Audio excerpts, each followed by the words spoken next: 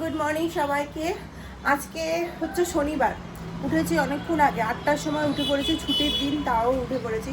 ওঠার কোনো দরকারই ছিল না, ওরা পরে উঠেছে। আমি ঘরের সমস্ত কাজ, এখন বাজে হচ্ছে 10:30, উঠেছি তো 8টার সময়। যা যা সংসারে পেন্ডিং কাজ ছিল, দুদিন ধরে কাজ করতে ইচ্ছে করছে না, রান্না করতে ইচ্ছে করছে না বলে চালিয়েছি, কিন্তু আর চালালে চলবে না সংসারটা ওইভাবে। তো ওই জন্য সকালবেলা উঠে প্রথমে যতগুলো বাকি কাজ ছিল সমস্তটা শেষ করেছি। ও চলে গেছে হচ্ছে 9টার সময় বাজারে, এখনো পর্যন্ত আসেনি। সমস্ত বাজার টাজার করে নিয়ে আসবে। রান্না বান্না আজকে হবে, 2 থেকে 3 দিন আমাদের বাড়িতে রান্না বান্না সেরকম কিছু হয়নি, আমি করতে পারিনি, ইচ্ছে করেনি। তো যাই হোক, বাবা টুপিটা উঠাও। একজনকে উঠলে হচ্ছে দেরি করে, তো ওকে খাইয়ে টাইয়ে এখন চলে এসেছি রান্নাঘরে। রান্নাঘরে সেরকম কিছুই নেই, এখনো মতো বাজার আসেনি, কিন্তু ফ্রিজে কদিন ধরেই শিম পড়েছিল, তো শিমটাকে ভর্তা বানাবো। ভর্তা ছাড়া এই শিম শেষ করা যাবে না তরকারিকে। 1 বাটি শিম রয়েছে, আর না করলেই নয়, ওই জন্য শুরু করে দিয়েছি রান্নাবান্না। অল্প আসুক, মাছটা আনতে বলেছি, মাছই রান্নাবান্না হবে। চলো এটা শুরু করি আগে। এই যে প্রেশার কুকারে ভরে দিয়েছি তাড়াতাড়ি করার জন্য, কারণ প্রেশার কুকার ছাড়া বাবা পাহাড় জমে যাবে, একটা টানলে সবটা পড়ে যাবে। যখন এটা নামা তখন এত রান্না বান্নাই হতো না আমাদের। এটা হয়ে যাক, এটা একটু বেশি, আবার এটা সেদ্ধ হবে, বাটা হবে। ওটা ওদিকে সেদ্ধ হতে থাক, 3-4টা সিটি দিব, দিয়ে নামিয়ে পরে রসুন ফোড়ন দিয়ে জাস্ট বেটে নিয়ে রসুন ফোড়ন দিয়ে শুকিয়ে নেবো, তাহলেই হয়ে যাবে, আর কোনো ঝামেলা থাকবে না। এটা হতে থাকুক। আমি সমস্ত ঘরটা আজকে গুছিয়ে নিয়েছি ওই জন্যই, যে যাতে রান্না বান্নাটা ঠিকমতো শান্তি মাথায় করতে পারি, নাহলে বুঝতেই পারছো এদিকে কাজের চাপ। আর সংসারের কাজটা এমন একটা কাজ না, কি বলবো, সবাই জানো যারা ভিডিও দেখো তারা। এই যে এটা সেদ্ধ করে সুন্দর করে রসুন দিয়ে বাটা হয়ে গেছে, অল্প একটু তেল দিয়েছি, কালো জিরা দিয়েছি, এবার এটাকে ছেড়ে দেবো। সুন্দর হয়ে যাবে, অনেকদিন পর করছি। মাসি সবটা ঝিম দিয়ে ভালোই করেছো গো, এটাতে একটু হয়ে যাবে। গোটাটাতে যতটা মনে হয় সবটা দিলে বাটার পর অল্প হয়ে যায়। মাসিকে আমি এরকমই বললাম যে দিয়ে দাও, না শেষ হলে কালকে খাবো, রেখো না। এই শিম নিয়ে আমাদের 3 দিন থেকে চলছে। 11:30 বাজতে চললো, রান্না বান্না আসলাম, ভর্তাটা তো হয়ে গেছে। এখানে 2 রকম মাছ আনতে বলেছিলাম, বড় মাছ ছোট মাছ। এটাকে কিছুটা হাফ করে রেখে দিলাম, এটা পরে হবে। এটা শুধু ভাজা করব, মানে এরকমই খাওয়ার জন্য। আর এটা মাসি ফ্রিজে তুলে রাখবে না, ভালো মতো লবণ দিয়ে ধুয়ে ফ্রিজে রেখে দিও। আর ওটা আজকে হবে। চলো শুরু করি। এটা একটু ছেড়ে দেবে, দিয়ে দাও, বেশি করে দিয়ে দাও। এই মাছটা ভাজা খেতে খুব ভালো লাগে আমার। আজকে সাইজটা একটু ছোট আছে না মাসি, এর আগের দিনের থেকে। 3 দিন রান্না না করে এখন রান্নার ভর উঠেছে আমার। এখন একটা মাছ ভাজা হলো, এখন আর একটা মাছ চাপাবো। এখন মাসি মাছের জোগাড় করছে, মাছের ঝোল হবে বলে। তারপর আবার চচ্চড়ি কাটা হবে। মাসি শুনেই চমকে গেছে, ঘড়িতে 11:30 বাজে। পিসগুলো বেশ বড় বড় আছে গো। 3:15 বাজে, আমাদের খাওয়া দাওয়া হয়ে গেছে। আজকে 12টার সময় পূজারা এসেছিল, আমরা যে একটা প্ল্যান করেছিলাম যাওয়ার কথা, কোথায় যাচ্ছি নামটা ভুলে গেলাম, কাজিরাঙ্গা মনে হয়। তো যাই হোক, ওখানেই যাচ্ছি। কালকে রাতে আমরা যাব, গুয়াহাটি থেকে ট্রেন আছে, মানে গুয়াহাটি পর্যন্ত ট্রেনে করে যাব, আর ওখান থেকে গাড়ি করে যাব। তো জাস্ট এইসব নিয়েই আলোচনা করছিলাম। কাল পরশু থেকে শুরু হয়েছিল হঠাৎ করে যাওয়ার প্ল্যানটা। খাওয়া দাওয়া হয়ে গেছে, এখন যাব হচ্ছে একটু বাইরে।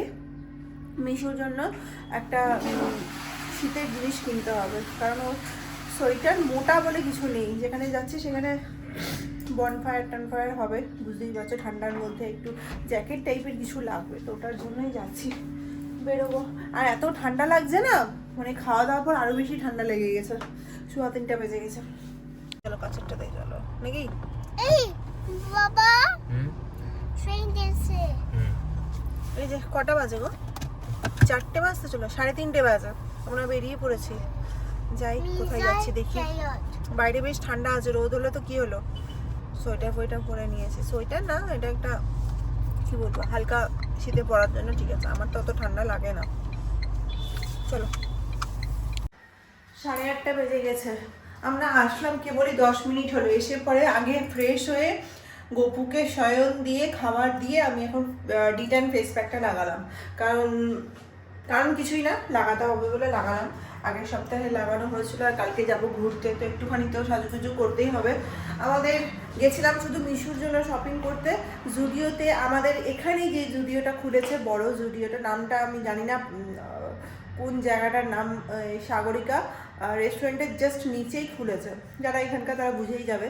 বিশাল বড় জুডিও একটা শোরুম খুলেছে পুজোর জাস্ট আগে আগে, তো সেটা দিয়ে আমি বারবারই যাওয়া আসা করি, কারণ ওই রাস্তা আমাদের যাওয়া আসা হয়, কিন্তু জুডিওটা ঢুকবো করে যাওয়া হয় না।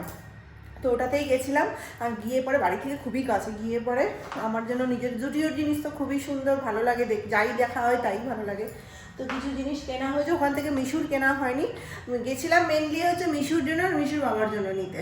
মিশুর বাবার তো কিচ্ছু পাইনি, মিশুর জন্য দুটো উপরে টি শার্ট পেয়েছি, আর আমার জন্য পেয়েছি। জুডিওতে মেয়েদের জিনিসই বেশি ভালো পাওয়া যায়।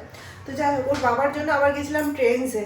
আজকে দেখো মাসি সকালবেলা দুধের হাঁড়িটা এটা করে ঢাকা দিয়েছে, দুধ গরম করার পর পুরো 3 ফাঁক হয়ে গেছে। কি করা যাবে, এটা দিয়ে আমিও ঢেকে দিলাম দুধ গরম করে।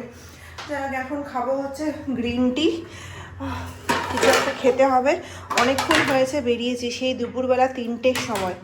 আর এই যে ওর বাবা গেল হচ্ছে সেলুনে। ওর বাবার অভ্যেসই হচ্ছে সন্ধ্যাবেলা চুল কাটতে যাওয়া, যতই ওকে বলা হয়, আর এসে পরে পুরো একদম মাথা থেকে পা পর্যন্ত স্নান করবে, দিয়ে ঠান্ডা লেগে যাবে। এই যে কিছুদিন আগে ওর জ্বরটা হয়েছিল, ওই চুল কেটে এসে স্নান করার পর থেকে ওর গলা খুশখুশ শুরু হয়, তারপরে বিস্কিট দিয়ে খাওয়াতে হবে।